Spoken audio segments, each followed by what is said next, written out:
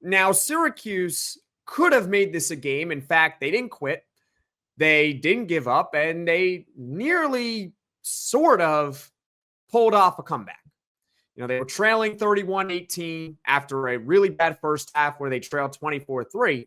And with 5 minutes left, they nearly recovered an onside kick. It was a very well-executed onside kick by Syracuse. Again, shout out Ricky Brumfield for the special teams this season because they are so much better than they were a year ago.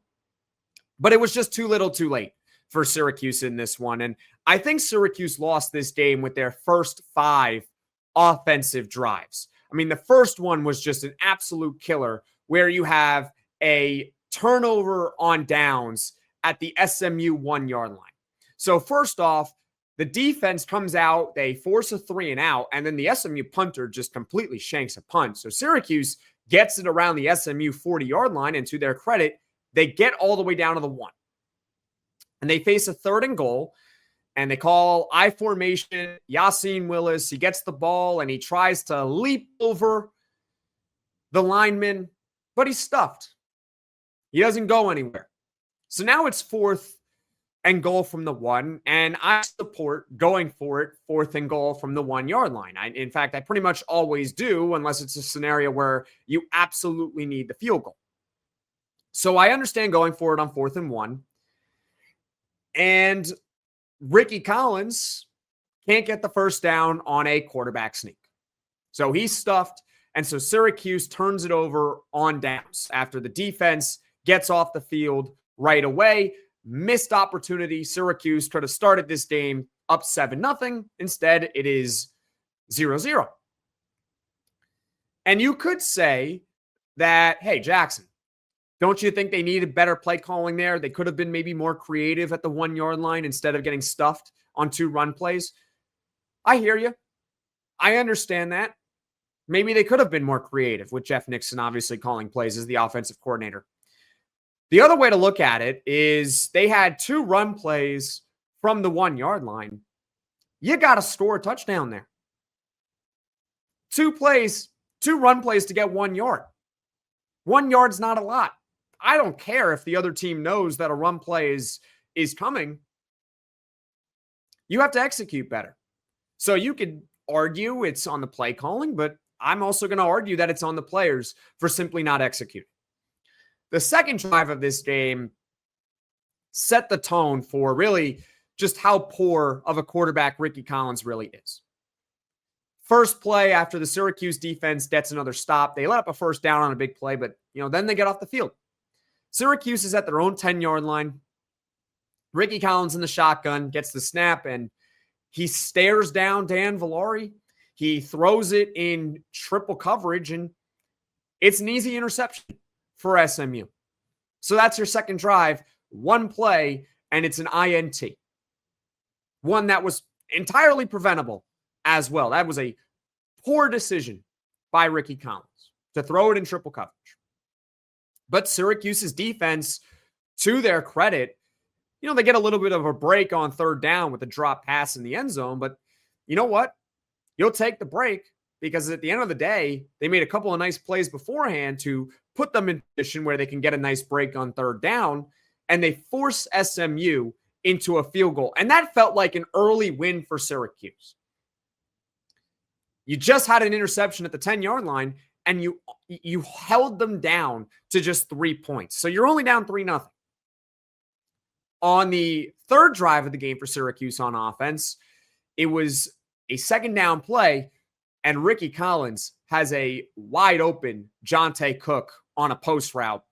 It would have been about a 70-yard touchdown had they made the connection. But Rickie Collins can't lob it over the linebacker, and so it becomes 3rd down, and they do convert the 3rd down. Darryl Gill makes a nice catch along the right sideline to get it.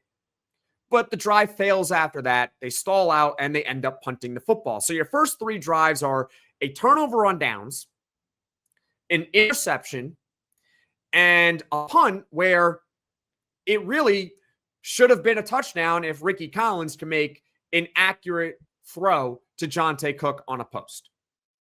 The 4th drive, another turnover on downs. when it was a situation where Syracuse I think it was in SMU territory. If not, then it was at their own 40. But regardless, Syracuse faces a 3rd and 1, they get stuffed on a run, and a 4th and 1, they get stuffed on another run. Goes back to what I said at the top, where you can argue they should have had better play calling. You could have been more creative, but it's 2 run plays to pick up 1 yard. You have to just execute better. You're not good enough. That's the way I see it. You shouldn't need creativity to pick up 1 yard. They had 4 tries in the first half to pick up a yard, and they didn't get it. And then the 5th drive, they're in the red zone after Rickie Collins, I think, makes the best throw he made all day to Justice Ross Simmons. More on him in the next segment. They're in the red zone. They're facing a 4th and 2. Rickie Collins, he's got Yassine Willis open in the left flat. It could have been a touchdown had he made the connection, but at minimum, it would have been a first down. And he just overthrows him. So another turnover on downs. The first 5 drives of the game, turnover on downs, interception, turnover on downs, interception, punt, turnover on downs, turnover on downs. Too many mistakes, too many missed opportunities right there. That's how they lost.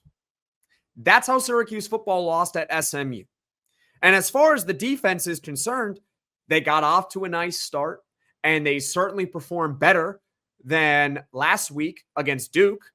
And they even did a nice job against the run in this game. SMU, let me pull it up right here. I'm just following along on my computer right now. SMU had, 76 net rushing yards in this one? Is that correct? 76 net rushing yards? That's awesome by this Syracuse defense. Pleasantly surprised. I mean, they forced a 3-and-out on the first series. They forced a punt on the next series. They force a field goal when they start deep in their own territory. But then the next 3 drives after that were touchdown, touchdown, touchdown. And the defense, quite frankly, as they perform better, but this is not a good enough defense to where they can really hold Syracuse in games when the offense is just going to be flat and make too many mistakes. This is a team that really relies on its offense to score a lot of points. And the fact that some of us may be saying, hey, the defense was better, they allowed 31 points and nearly 400 total yards. That's a good performance by the Syracuse defense. I mean, it might have been the best one they had really all season, but it's still not very good. It was just better than it was last week, I guess. So give them credit for that. Overall, it was just a ho-hum game after that. They trailed. They tried to make a rally, but they really weren't good enough. And it's pretty clear that I already kind of mentioned it earlier that Rickie Collins he's just not it.